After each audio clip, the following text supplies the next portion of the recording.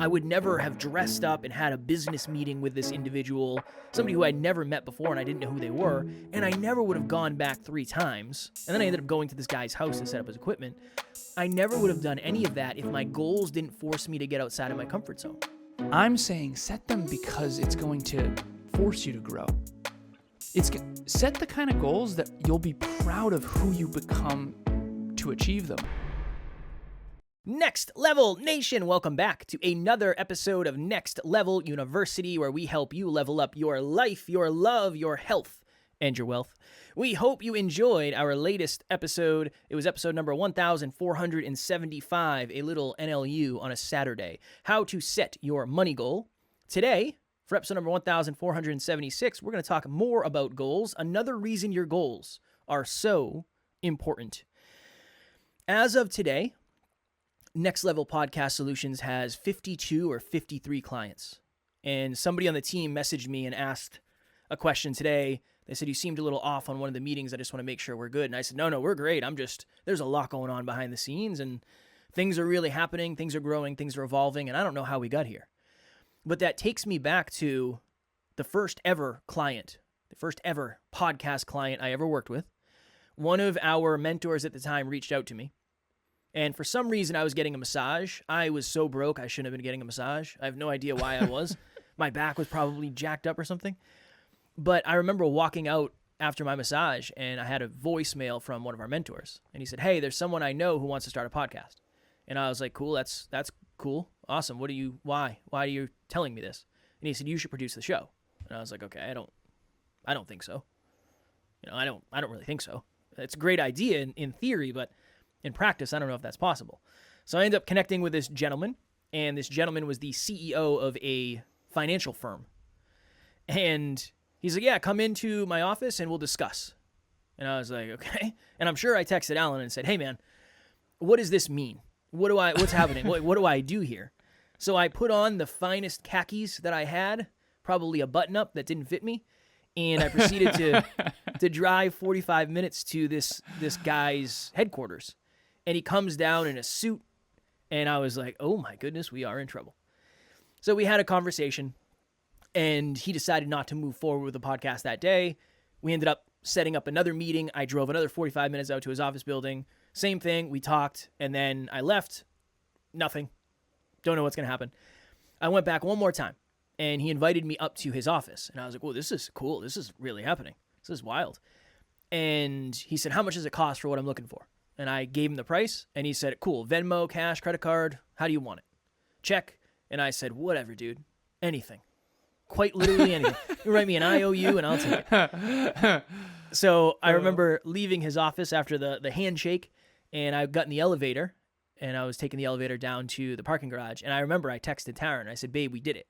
Because that was the first inkling of real money that I had made as a business owner.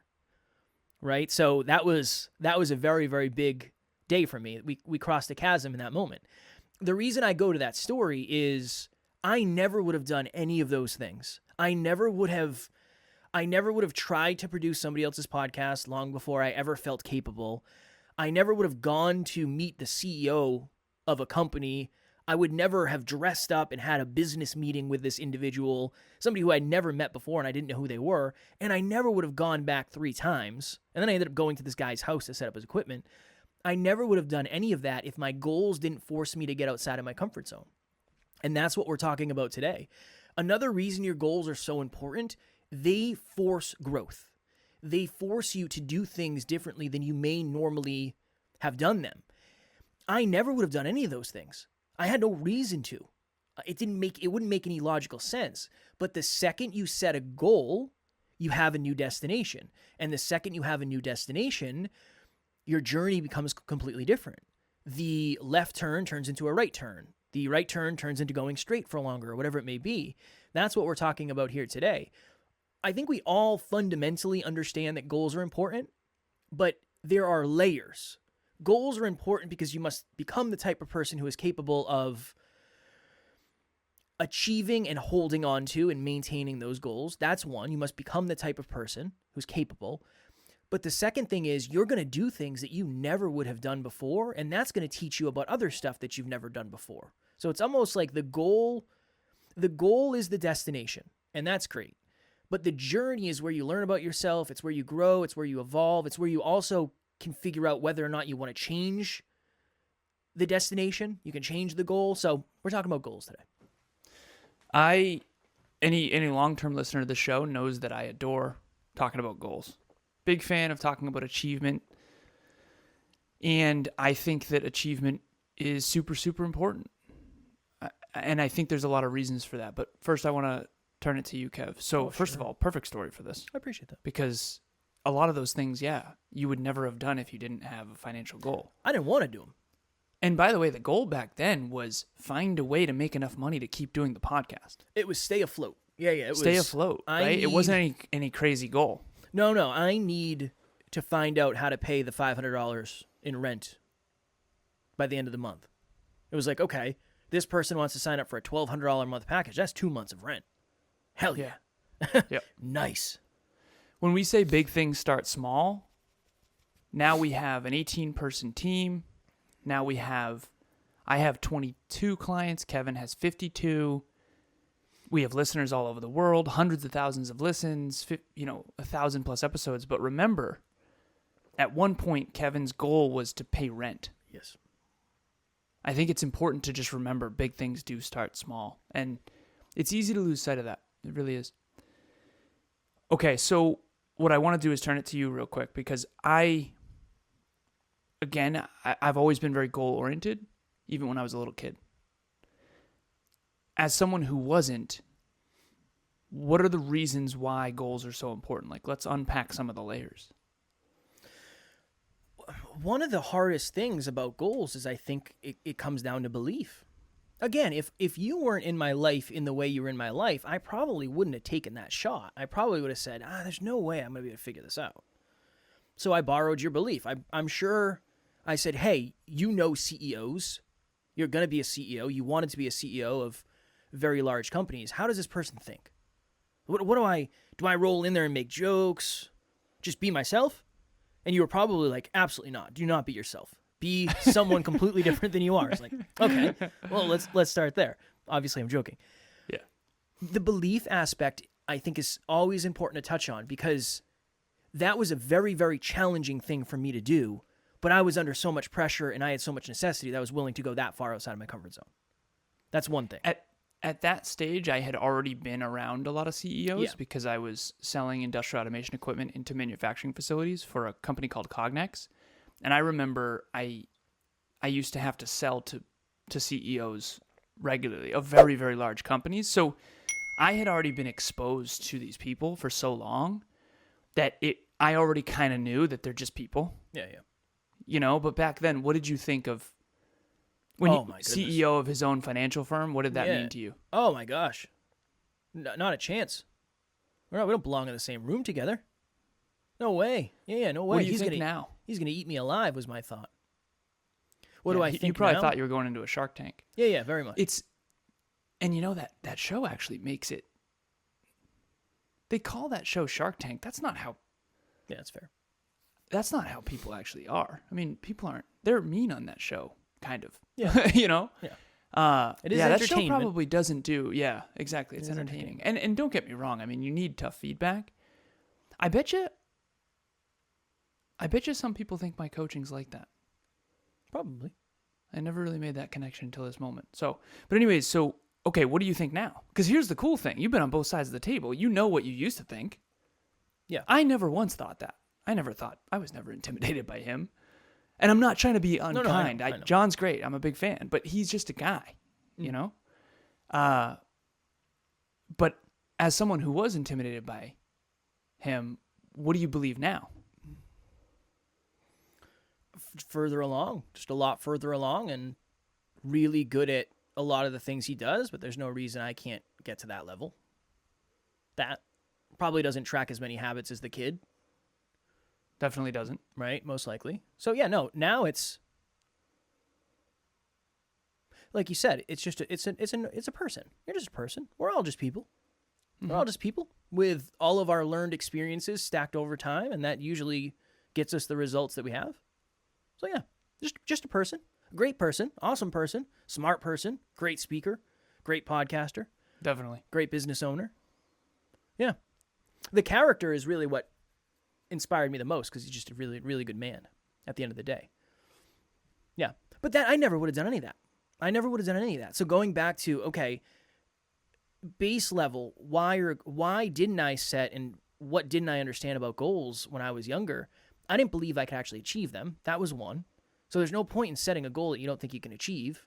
In my mind, when you have a fixed mindset, it doesn't really work that way. I only wanted the result. But there were places, bodybuilding is a good example. I went way outside of my comfort zone to do bodybuilding. I did a photo shoot in my underwear, which was weird for me. I don't know if it was weird for you when you first started, but it's a little bit strange. I'm on a beach and they're like, "Do you have any other shorts?" And I said, "No, just my compression shorts." And they're like, "Oh, okay." And I was like, "Oh, whatever. It's all good. Don't worry about it. Whatever. It's not that big of a deal." Yeah, it's definitely uncomfortable. But you'd never face that discomfort if you didn't want to be a fitness model. It's almost like your goals are going to dictate what you have to get comfortable with. If you want to be a world-class, if you want to be a podcaster, you're going to have to get comfortable with hearing your own voice at some point. Mm-hmm. I was talking to a potential new client the other day, and they said, "I don't listen to my podcasts ever." And I said, "You probably should." And I said, I know it sucks. But if you want to improve, if the goal is improvement, the necessary action is reviewing your show. Mm-hmm. If the goal for you is becoming financially free, that's going to force you outside of your comfort zone, maybe to read a book that you would never read. Maybe it's to look at your bank account more often than you would. Maybe it's to not get takeout as much. Maybe it's to not shop as much, not order UFC as much like I do. It creates opportunities for you to focus on things that might normally go unseen. And I just never understood that. I had a client who reached out to me yesterday. And I'll read this because I just connected that this is what she's going through and growing through right now as well. I had a thought last night rushing from one thing to another. I have this deep-rooted identity belief that I can only do things that are urgent, and I can't shake it. Plus, I have a huge amount of evidence that I can always accomplish it. So I think that is another reason I don't have goals / stay in my comfort zone. I have this reinforcing belief that I will put things off till it's urgent, and so I can't do big things. That's a little bit more layered, but essentially, if this person I'm talking about, by the way, is unbelievable. Brilliant. I mean, she's just so smart. I've told her this, and if she's listening, I've said you have to set bigger goals that force you outside your comfort zone. You have to. You're way too capable for the way you're living right now. You're smarter than you need to be. You're more capable than you need to be. You're harder working than you need to be. The difference between her and me is I'm not smart enough yet. I'm not hardworking enough yet. I'm not dialed in enough yet. I have 2 groups in WhatsApp. One is for the whole NLU team, and the other one is for all of my coaching clients. And I sent an audio to each of them today. I call it CVC, Courageous Vulnerable Communication. And I said, listen, I'm so behind. I haven't figured out how to play at this new level yet. I'm going to take this weekend. Emilia's traveling to redesign, reassess, figure out how to play at this level. I'm in your corner still. I just know I haven't felt like I have been lately. It hasn't felt like I have been lately because I've been behind on WhatsApp. I've been behind on Instagram DMs. I've been behind on messages. I've been behind on emails. I've been slowly falling behind. And I'm going to figure it out. I'm going to get better. I'm going to refigure it out. I'm going to find a way to retool, retrain, redesign my systems for Q4 to make it work. But the point that I'm making is I want to share this story really quickly. I was at a party, post-party. This was years and years and years ago. This is when I was 27 years old. Yeah, I was 27 years old. I'm at a party. I'm on the back deck with one of my close friends at the time. And we're looking up at the stars. This is in the woods. It's beautiful. And I'm always talking goals and dreams, heart to hearts, always. in hindsight, I think that was always my favorite part of parties. Next Level University and Kevin is exactly where you need to be if you're a podcaster. When I first started out just a few months ago, I had no clue on the direction I was going. I was getting hustled by another company that was giving me not even close to the value that Kevin and Next Level U was giving me. They literally changed the trajectory of my podcast, have helped me out tremendously. They understand the clients. I promise you, you will not go wrong with dealing with Kevin and Next Level U. I'll see you there. But anyways, I ended up saying, what are your dreams, man? What are your goals? And he's like, dude, you know my goals. And I'm like, no, I don't. That's why I'm asking. But he got defensive because he's insecure, and I get it. And he's like, I just want to have a family and buy a home. And I said, okay, that's awesome. But then I was driving home, and I had this really, really visceral, honest moment with myself of, wait a minute, that's not okay. Here's why. He doesn't have to change anything in order to achieve those things. He doesn't have to get outside his comfort zone. He doesn't have to learn anything. He's on track for that. His job's good. You know, he goes to work. Every time I see him, same old, same old. And the problem with his goals is they're not going to force him to grow. That person doesn't have to grow an ounce to achieve those goals, in my honest opinion. Now, he is going to have to grow as a father if he does have kids. He is going to have to grow in order to get a certain relationship, so I understand that. But when it comes to him purchasing a home and that being his biggest goal, he's already there. You can just go do that now. He's good to go. And I think that's... So here I am on this deck, right? And I'm wildly inadequate, not even close to capable of achieving my dreams. And he's already more than good enough to achieve his. So in the short term, he looks like he's winning, and I look like a loser. And at the time I did. I was broke. I was living with my mother. I was an early entrepreneur. I quit corporate. And he looked successful, and I looked very, very unsuccessful. But now here we are. I'm 35 almost now, and now it's starting to shift. It's starting to flip. And the point that I'm making for the listeners is you don't set goals to get the goal. Kev says that most people do. I'm saying set them because it's going to force you to grow. Set the kind of goals that you'll be proud of who you become to achieve them. I've had goals in the past where I wasn't proud of the man I had to become to achieve them. I talk about how I was making $12,000 biweekly in my early 20s, and that's a lot, and especially for back then because of inflation. But the reason why I wasn't happy and fulfilled is because of what I was doing. I was selling industrial automation equipment that took away jobs. And so I was unfulfilled.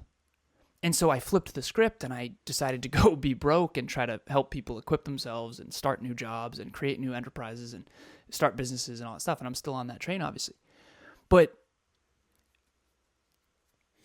if you don't have goals, you don't really have enough clarity to force you to do things and become something that you've never been before. If you want to become something you've never been before, you have to desire something you've never desired before. And the very last thing I'll say is Jim Rohn says this. He says, there was this guy who came up to me and said, I don't need much. And Jim Rohn responded with, well, then you don't have to become much. Kev, you are, I'm not even trying to be mean here, but you're not even close to capable of achieving your goals yet. And I don't mean to be unkind. You just have to get better every day for the next decade for you to even... And I think that that's empowering. I don't think that's a bad thing. Oh, no. Hopefully you can transcode it's for me. It's challenging. Yeah. It's that... Again, I never expect anybody to want to do things the way I'm doing them.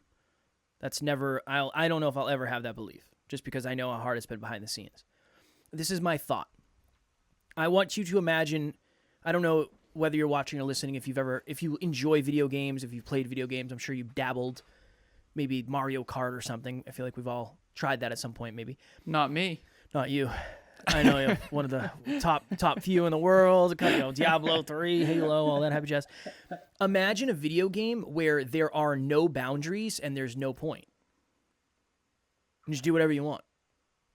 Versus a game that has levels where you have to accomplish things to get to the next level. That second game, you're going to play for longer. You're going to play that quests for a lot longer. Yeah. I used to play Grand Theft Auto, but I never did any of the missions.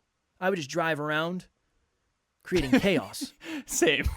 But that gets boring after an hour. It's like, what am I going to do? Now what am I going to do? Am I going to drive my car into the water again? That's boring. I don't want to do this anymore. But if there's a mission, if there's a purpose, if there is a quest, if it's a journey, you're more likely you're going to learn.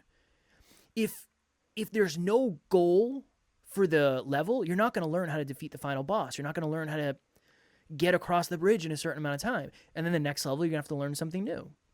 I think that's life.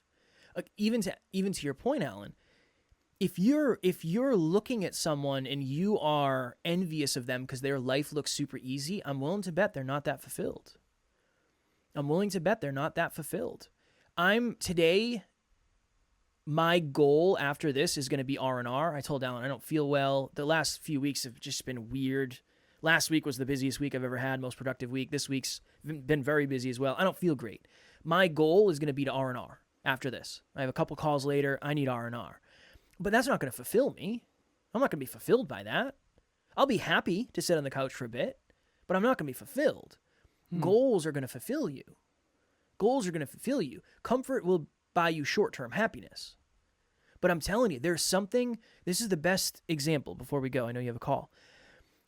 One of the things that scares me more than anything else on this planet is public speaking. Terrified of being up on stage. But after I'm done, it's like, wow, that was living. I felt so alive up there. I don't know if I've ever felt more alive than being on stage in front of a bunch of people. That is something I never would have done if I didn't have the goal to impact as many people as humanly possible, to make this podcast something really special and change the world with what we're doing. Most of the stuff I'm doing today I wouldn't do. And here's the most honest thing. You wouldn't even know who I am, whether you're watching or listening. All of what we do today, 7 episodes a week, YouTube, teaser clips, all that stuff, that's a byproduct of the goals. So you're one really aligned goal away from creating a lot of growth in your life. That's my next level note. Strong work. Oh, coming full circle here, and this will bring my next level nugget, is how did Kevin go from no goals, no belief, to barely being comfortable enough to, I guess not even comfortable enough to go meet with the CEO, who is still a client, by the way, to now having gotten 19 clients in just the last quarter, in the last 3 months? How is that even possible? Just the reps. It's just the reps. It's just, you just get more and more comfortable with the stuff you're doing. If you took that version of Kev, client 1 version, and dropped him into today, he would not I couldn't do it. No way. Yeah, he would die. Metaphorically, yeah. But if you dropped year 1 Kev into year 1.5, he might be able to survive. And then year 1.5 is year 2, and then year 2 is maybe 3, but probably not. One of the great confusions is that where someone is where they've been forever, and where we are is where we'll be forever. And we just have to understand that the person who we look up to, the reason we look up to them is because they've walked up the steps for a long period of time. They've just been doing it a lot longer. So it's the stuff, again, it's the things behind the scenes that most people will never see that allows me to show up in front of the scenes and say, oh yeah, we got a new client, or blah, blah, blah. We did 1,500 episodes. So much of that's behind the scenes. The public thing is awesome and people get to see that, but the growth, let's do this. I grow 90% of the time behind the scenes. Mm-hmm. I grow as a speaker and a storyteller and a communicator and all of that on this podcast. But when I'm not podcasting, I'm growing more because I'm going through so many different things. Mm-hmm. I know we got to jump, but I watched the Friends reunion last night. I'd been wanting to see it for a long time. It came out a while ago. I was a huge fan of the show Friends. I've seen every episode. I know a lot of our listeners love that show. And it's one of the most successful shows ever in the history of the world. It ran from 1994 to 2004. Wild. And Phoebe's character, I forget her name in real life, the actress, but she was talking on Lisa Kudrow. Lisa Kudrow. Okay, so she was talking on the reunion, and she said, "I can't watch it." She's like, "I hate watching myself." the reason why is she's probably gotten a lot better. It's hard to go back and look at the old cameras with the old, and I'm sure there's a part of it too that she used to be more young, and I'm sure that that's a challenge as well. I know I look back at younger versions of my fitness and it's like, ooh. But the point is that your goals are going to get you to grow. And when you grow, you become more capable. When you become more capable, you become more capable of achieving things that are enviable. And so anyone who has a life that is quote unquote enviable, they're doing something to grow towards that, whether you're aware of it or not. And I do believe fulfillment comes more from who you become and who you impact than it does from any sort of actual achievement of any goal. And so the moment I hit a goal, I up the ante because I want to grow more. And I that's my next level nugget is the moment that you hit a goal, set the goal and hit it because that's how you build belief. But once you hit a goal, up the ante and go for more. We just did that in Q4 with Kevin's goals. And if you need help setting goals, please reach out. We have group coaching starting on October 10th. So if you have a goal that you really want to accomplish and you're struggling to do it, maybe it's time to find coaching. And that's something you may have thought to yourself in the past, I would never do that. I'm uncomfortable doing it. I'm scared to do it. Maybe the necessity is high enough now with that goal. Everything you need to know will be in the show notes. We would absolutely love to have you there. So there's nothing more humbling for me personally than challenges in an intimate relationship. I had a humbling moment this past week where Emilia was having a tough day and she was what we call a prickly pear. She was a little bit prickly, understandable. And I prickled back and I was unkind. And we're good. We're in a really, really good place and we figured it out. But after that, it was like, Alan, are you kidding me? I was so upset with myself. And so we're doing a monthly meetup to help prevent things like this. And I'm grateful to attend these too because I need them just as much. But are you making these 3 relationship mistakes? In my opinion, I think everyone has one area that is most tied to their self-esteem. After Thursday night, think that mine is my relationship with Emilia. When my relationship with Emilia isn't 10 out of 10, I am like useless. And I struggle. So protect your intimate relationship. Join us. Learn about these mistakes so that you don't make catastrophic mistakes in your relationship because, love is the most important thing. And health, I would say, is also. But I think health and love are more important than wealth, personally. They are for me because if I don't have love and health, I'm not going to be wealthy. But join us. The monthly meetup is on October 5th, 2023 at 6 p.m. Eastern Standard Time. The registration link will be in the show notes. Tomorrow, for episode number 1477, fitness doesn't have to be punishment. I'm excited to do this episode because I realize Alan and I have a very, I don't want to say unique perspective or relationship with fitness, but you and I love fitness and exercising. Not always. Some days it sucks. Today it sucked. Definitely. Today was very hard. But I know for a lot of people it seems like punishment. Like, well, I don't want to have to go work out. I have to go work out. I'm very excited to do an episode on that because I think there'll be a lot of breakthroughs for all of us in that episode, and that will be tomorrow's episode. As always, we love you. We appreciate you. Grateful for each and every one of you. And at NLU, we do not have fans. We have family. We'll talk to you all tomorrow. Set those goals. Next Level Nation.